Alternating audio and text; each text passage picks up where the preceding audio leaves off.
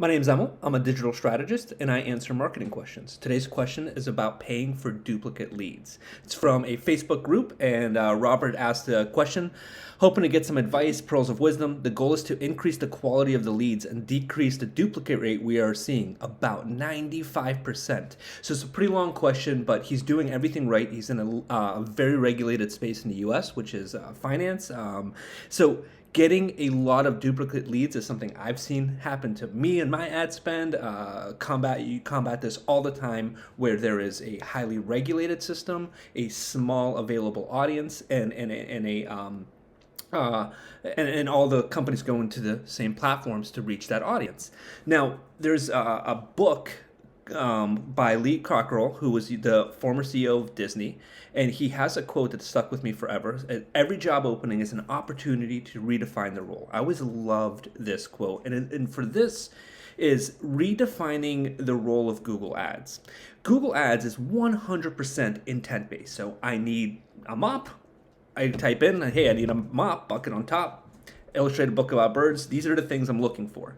And as Google pulls what's relevant to me, it's going to try to meet that intent portion, right? So your ad is going to be served, whoever's killing it on SEO is going to be served, but they're searching for some very specific solutions to problems. This is where we can really grasp some opportunities. We can train the searchers before they go to Google. I'll give you an example. Your house floods. What do you type in Google, right? 99% of people aren't going to type in water mitigation company or water restoration company. 99% of people are going to type in the word ServPro. This is brand awareness, and brand awareness is really expensive. I totally get that. And I'm not saying you need to be the top dog in this, but I want to talk about how I've handled it, and hopefully this helps. First, there's the TAM. This is the total available market. So, for instance, I don't know what financial space you're in, but say there's 500,000 people over the next 24 or 36 months that are going to be qualified for this program.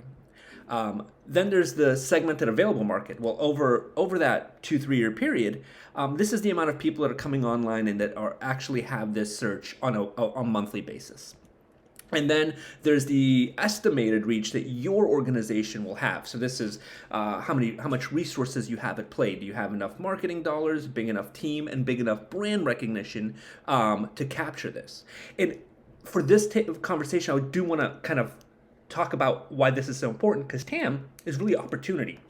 This tells me if I was investing in this industry, this is my max opportunity. 100% of the people are going to need this solution. How big is that? And then the demand is how many people need that today. And then, of course, the ESAM is going to be my limitations. Where do I fall short in that demand? Is it going to be that I don't have the capacity to meet that demand? Or is it that it's just so saturated that I'm overspending per lead and it's not profitable for us?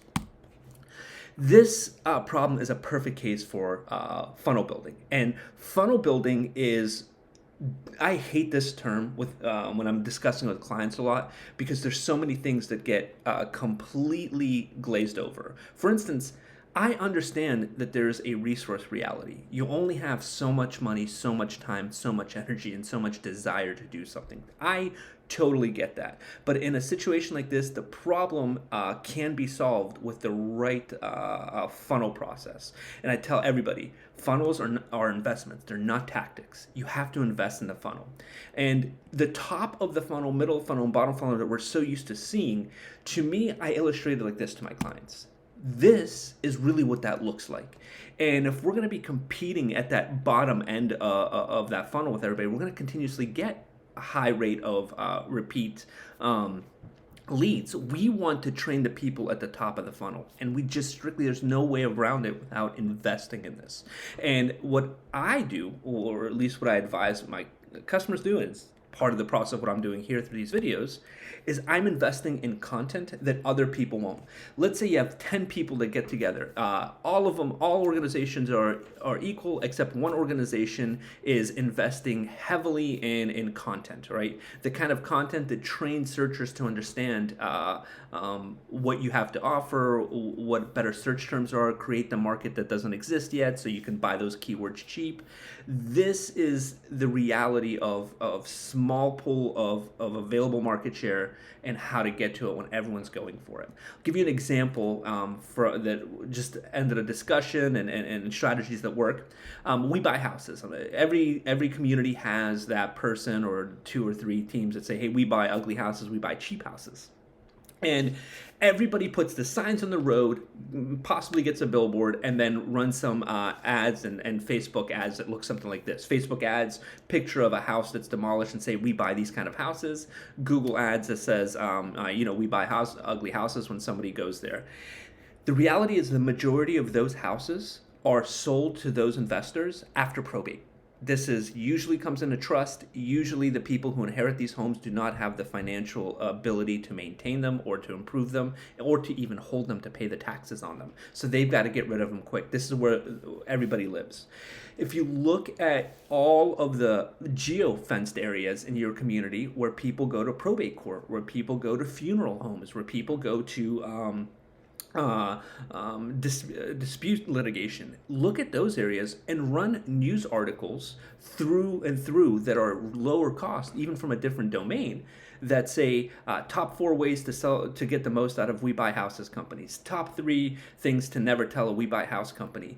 Get people not the fact that they need to do this, but when they go to do this, how to do it correctly. And then you're guiding in everything from how you should discuss it with somebody, what information you need to give to them, even what terms to search for. So say, don't search for the guys who buy ugly houses, search for the guys who buy probate exiting homes. And suddenly that's a key word that doesn't exist. It's pennies on the dollar for us to buy because we're training them. And if you look at what your bottom funnel costs are now, and you extrapolate that to middle and top funnel, say, let's keep the cost the same, but let's really just focus on the top and middle, because that bottom funnel, we're going to redefine what that looks like for us. And give yourselves a 6 to 12 month time to do it. Invest in the content.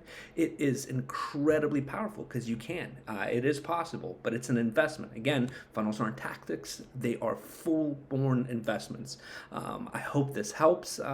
Let me know if you have any other questions, and you can subscribe below. It would mean the world to me. As always, have a great day and happy marketing.